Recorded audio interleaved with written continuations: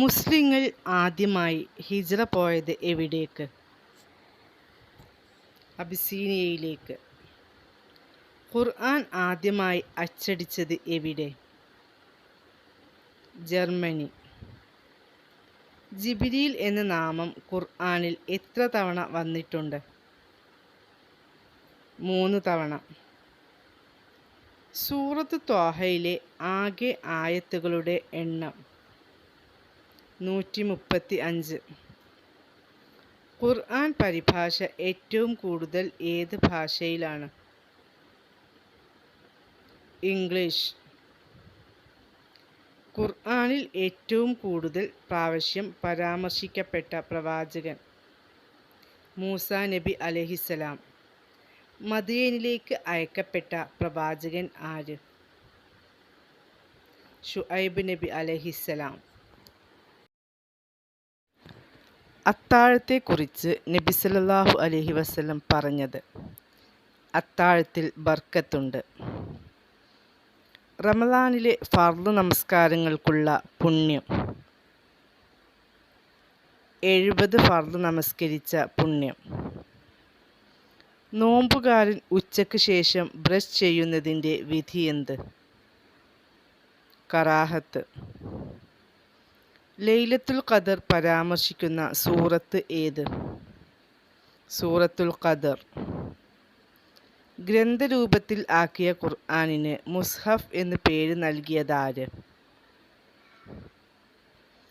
അബൂബക്കർ റളിയല്ലാഹു അൻഹു. ഖുർആനിൻ്റെ 1/4 എന്നറിയപ്പെടുന്ന സൂറത്ത് ഏത്?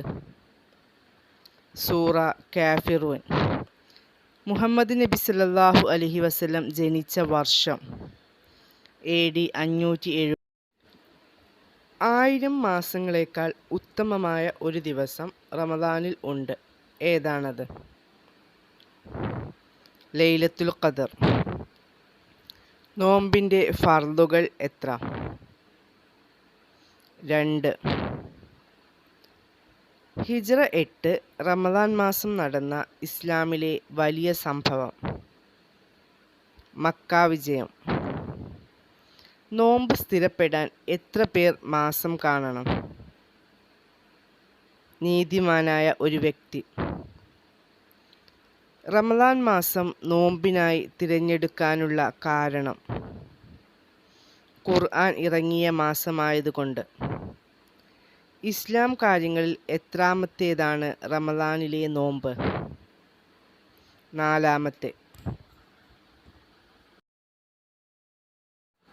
റമദാനിൽ മാത്രമുള്ള സുന്നത്ത് നമസ്കാരം ഏത്? തറാവീഹ്. തറാവീഹ് ഒരു ഇമാമിൻ്റെ കീഴിൽ കൊണ്ടുവന്നത് ആരുടെ ഭരണകാലത്താണ്? 2ാം ഖലീഫ ഉമർ റളിയല്ലാഹു അൻഹുവിൻ്റെ. റമദാനിലെ നോമ്പിനെ തുടർന്ന് നിർബന്ധമാകുന്ന കർമ്മം ഏത്? ഫിത്ർ സക്കാത്ത്. നോമ്പ് നിഷിദ്ധമായ ദിവസങ്ങൾ ഏതെല്ലാം? 2 പെരുന്നാൾ ദിനം, അയ്യാമു തശ്രീഖ് അഥവാ ദുൽഹിജ്ജ മാസം 11, 12, 13 ദിവസങ്ങൾ. അന്ത്യദിനത്തിൽ മനുഷ്യനു വേണ്ടി ശുപാർശ ചെയ്യുന്ന 2 കാര്യങ്ങൾ: ഖുർആനും നോമ്പും. തന്നിഷ്ടമോ സ്വാർത്ഥമോ മുൻനിർത്തി സംസാരിക്കുകയെന്ന സ്വഭാവമേ നബിക്കില്ല. ഈ ആശയം നൽകുന്ന വചനം ഏതാണ്? വമാ യൻതിഖു അനിൽ ഹവാ. സൂറത്തുൽ സുഖ്റുഫിലെ ഇബാദുർ റഹ്മാൻ എന്ന് വിശേഷിപ്പിച്ചത് ആരെയാണ്? മലക്കുകൾ. ഉമ്മുൽ മസാക്കീൻ എന്നറിയപ്പെടുന്ന വനിത? സൈനബ് ബിൻ ഖുസൈമ റളിയല്ലാഹു അൻഹ. റസൂൽ എന്ന പദവി ലഭിച്ച ആദ്യ പ്രവാചകൻ? നൂഹ് നബി അലൈഹിസ്സലാം.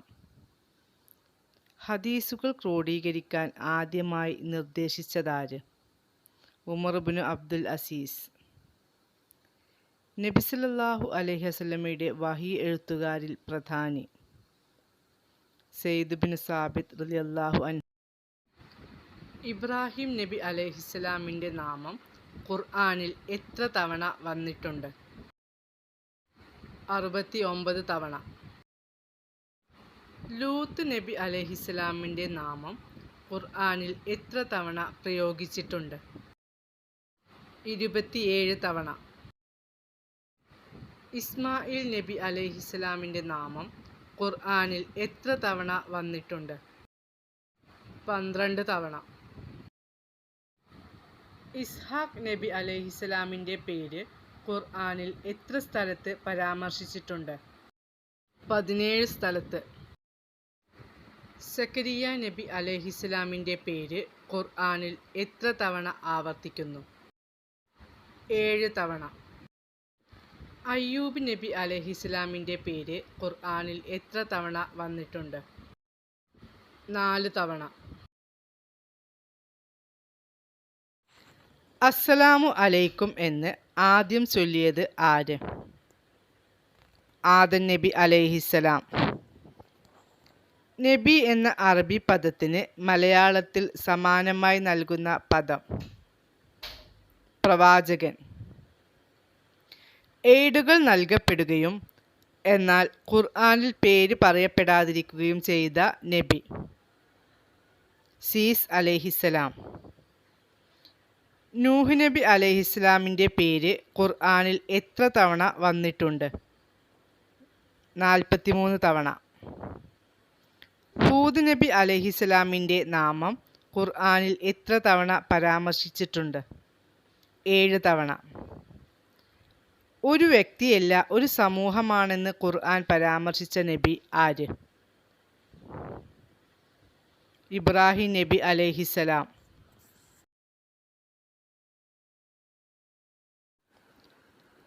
നിശ്ചയമായും നീ ഇഷ്ടപ്പെട്ടവരെ നീ നേർമാർഗത്തിലാക്കുകയില്ല.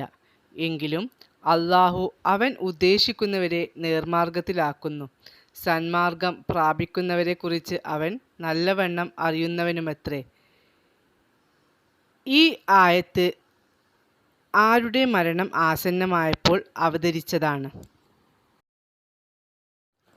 അബൂ ത്വാലിബിൻ്റെ. സൂറത്തുൽ ഖിതാൽ എന്നു പേരുള്ള സൂറത്ത് ഏത്? സൂറ മുഹമ്മദ്. നബി സല്ലല്ലാഹു അലൈഹി വസല്ലം തിരുമേനിയുടെ സ്വഹാബികളിൽ 2 പേർ കണ്ടുമുട്ടിയാൽ ഒരു സൂറത്ത് പരസ്പരം ഓതി കേൾപ്പിക്കാതെ അവർ പിരിഞ്ഞു പോവാറില്ല. ഏതാണ് ഈ സൂറത്ത്? സൂറത്തുൽ അസ്ർ.